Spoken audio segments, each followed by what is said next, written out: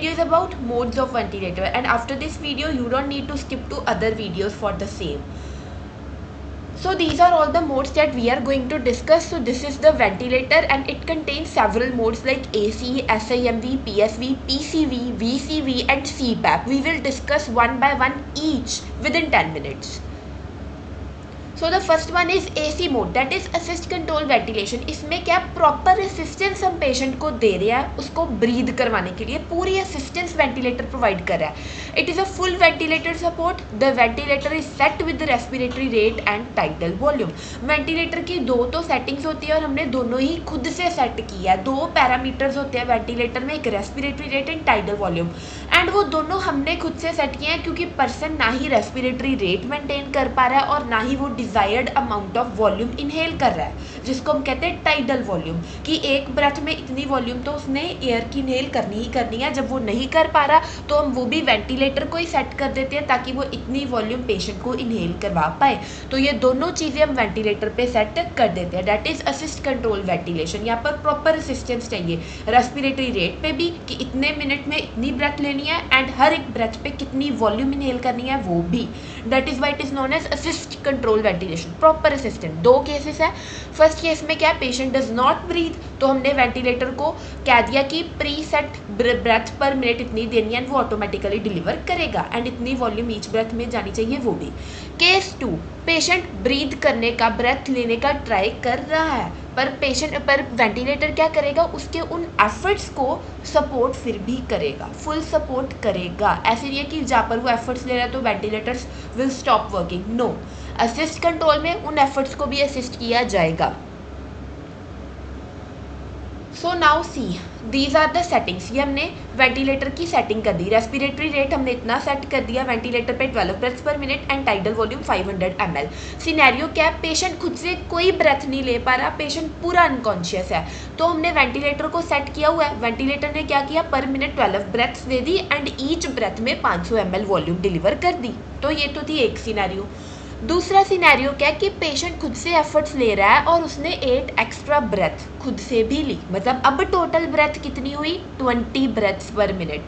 तो हर एक ब्रेथ को वेंटिलेटर यहाँ पर भी सपोर्ट करेगा. जो 8 एक्स्ट्रा ब्रेथ है वहाँ पर भी उन एफर्ट्स को भी उसने सपोर्ट किया, उन ब्रेथ में भी उसने 500 ml वॉल्यूम डिलीवर की. This is the assist control ventilation mode. Clear हो गया. दो पैरामीटर्स है, दोनों में सपोर्ट की. रेस्पिरेटरी रेट भी हमने सेट किया, टाइडल वॉल्यूम भी हमने सेट की, चाहे पर्सन एफर्ट्स ले रहा है तो भी, चाहे वो नहीं ले रहा तो भी वेंटिलेटर असिस्ट करेगा. So I hope it is clear. तो ये कभी यूज़ करते हैं, use in severe respiratory failure, post intubation patient, या जिनको एक्यूट रेस्पिरेटरी डिस्ट्रेस सिंड्रोम है, पेशेंट अंडर सिडेशन या न्यूरोमस्कुलर वीकनेस जो बिल्कुल भी खुद से सांस नहीं ले रहे, वहाँ पर. Now here comes the second mode, that is SIMV, which is synchronized intermittent mandatory ventilation. ये क्या एक पार्शियल, वो फुली सपोर्ट मोड था, ये वो फुल वेंटिलेटर सपोर्ट मोड था. This is partial support mode. इसमें क्या होगा, मैंडेटरी ब्रेथ्स तो हम देनी है एज सेट, हमने वेंटिलेटर को सेट कर दिया कि पर मिनट 12 ब्रेथ्स तो देनी ही देनी है. अब यहाँ पर डिफरेंस क्या है पहले वाले से, कि जो पर्सन खुद से एफर्ट ले रहा है ना, वहाँ पर वेंटिलेटर बहुत लिटल सपोर्ट शो करेगा, या तो उनको सपोर्ट शो करेगा ही नहीं. उसमें क्या था, उसके खुद से जो उसने 8 ब्रेथ्स एक्स्ट्रा लिए थे वेंटिलेटर में, वेंटिलेटर ने उन ब्रेथ्स को भी सपोर्ट किया था, उनमें भी 500 ml टाइडल वॉल्यूम डिलीवर की थी. बट इस मोड में ऐसा नहीं है. उन एफर्ट्स को, जो 8 ब्रेथ्स यहाँ पर भी अगर फॉर एग्जांपल पेशेंट एक्स्ट्रा ले रहा है तो उन एफर्ट्स को यहाँ पर बहुत लिटल या कोई सपोर्ट नहीं मिल रही. ये है synchronized intermittent mandatory ventilation. Mandatory breaths तो जाएंगी ही, वो देखो अभी एग्जाम्पल से समझते हैं. एग्जाम्पल, हमने सेट कर दिया वेंटिलेटर को, respiratory rate 12 breaths per minute, tidal volume 500 ml. Scenario क्या कि पेशेंट ने 8 एडिशनल ब्रेथ्स ले ली. अब ये क्या करेगा, वेंटिलेटर गिव्स 12 मैंडेटरी ब्रेथ्स हमने सेट किया, वो तो वो दे गई यहाँ पर जो हमने सेटिंग किया, और हर एक ब्रेथ में 500 ml वो टाइडल वॉल्यूम भी डिलीवर करेगा. दो स्पॉन्टेनियस ब्रेथ्स, जो 8 ब्रेथ्स अगर पेशेंट ने एक्स्ट्रा लिया, दे मे रिसीव लिटल और no support. This is the difference. I hope it is clear. This was the second mode.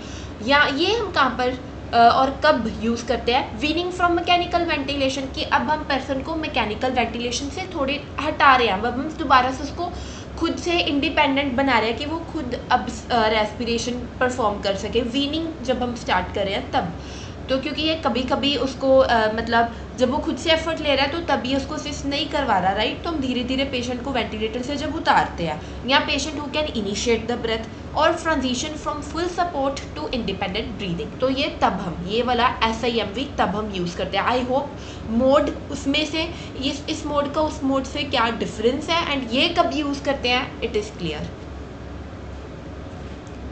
Next is PSV, that is pressure support ventilation. It is clear from the name itself. Pressure support ventilation मतलब कि ventilation तो हो रही है but pressure की support से, मतलब ventilator एक डिज़ायर्ड अमाउंट ऑफ प्रेशर दे रहा है ताकि पर्सन सांस अंदर ले सके, लंग्स में जो ऑक्सीजन है वो जा सके, प्रेशर दे रहा है ventilator. PSV is a spontaneous breathing mode in which patient initiates every breath. This is the difference, patient सांस खुद से इनिशिएट कर रहा है पर हम वेंटिलेटर की मदद से उसकी हर सांस में क्या कर रहे हैं, ऑक्सीजन को धक्का देकर अंदर डाल रहे हैं। सांस वो खुद ले रहा है, सांस इनिशिएट वो खुद कर रहा है बट हम प्रेशर के साथ गैस अंदर खुद डाल रहे हैं ऑक्सीजन को। The ventilator does not provide mandatory breath person खुद कर रहा है। Instead it gives a preset amount of pressure to help the patient inhale. Difference clear? Now here is the example. Pressure support हमने ventilator को set कर दिया कि कितना प्रेशर देना है, 10 centimetre of water. If patient takes 15 breaths per minute तो ventilator assist all the 15 breath. अगर पेशेंट ले रहा है 20 ब्रेथ पर मिनट तो ventilator will assist all the 20 breath. But if the patient stops the breathing, ventilator does not deliver the mandatory breath unless a backup mode is set. It is clear, मतलब कि person जितनी मर्जी सांस ले रहा है, क्योंकि इस मोड का ये मोड हम यूज़ ही तब करते हैं जब पर्सन खुद से सांस ले पा रहा है। ये कब यूज़ करते हैं, again weaning from mechanical ventilation, क्योंकि ये मोड यूज़ ही तब करना है हमने जब पर्सन ब्रीद इनिशिएट कर पा रहा है, ब्रेथ इनिशिएट कर पा रहा है, या extubation readiness trials, patient recovering from respiratory failure, तो इन केसेस में हम ये यूज़ करते हैं। अदरवाइज यूज़ नहीं करेंगे जब पर्सन सांस खुद इनिशिएट कर ही नहीं रहा, तब तो प्रॉब्लम हो जाएगी। Second one is pressure controlled ventilation. ये प्रेशर सपोर्ट वेंटिलेशन है, इसमें क्या होता है, प्रेशर फिक्स होता है बट वॉल्यूम में वेरी, मतलब कि हम हर एक ब्रेथ में कितना प्रेशर दे रहे थे कि कितने प्रेशर दे रहे थे कि वो ऑक्सीजन इनहेल कर ले, वो अब हमने फिक्स रखना है। ऐसे नहीं है कि मतलब एक अच्छी अमाउंट ऑफ वॉल्यूम इनहेल करने के लिए हम प्रेशर इंक्रीज करी जाएंगे। ये प्रेशर कंट्रोल्ड वेंटिलेशन है, एक फिक्स्ड प्रेशर रखना है। ऐसे नहीं है कि 500 ml क्योंकि उसके लंग्स स्टिफ हुए हुए हैं, वो हर एक ब्रेथ में इतनी वॉल्यूम इनहेल नहीं कर पा रहा तो हम प्रेशर इंक्रीज कर देंगे। ये मोड ऐसा नहीं है, इसमें प्रेशर कंट्रोल्ड होता है। हाँ, कितनी वॉल्यूम जा रही है वो वेरी कर सकती है। इसको समझो विद एग्जाम्पल, अगर अभी भी क्लियर नहीं हुआ। For example in diseases like ARDS, lungs बहुत स्टिफ हो रही होती है। If you use VCV which is volume controlled ventilation, the ventilator में need very high pressure to force in the set volume which can injure the lungs. In PCV you limit the pressure protecting the lungs. अब ये देखो वो क्या कह रहे हैं, ARDS में क्या हो रहा होता है, लंग्स बहुत स्टिफ हो रही होती है।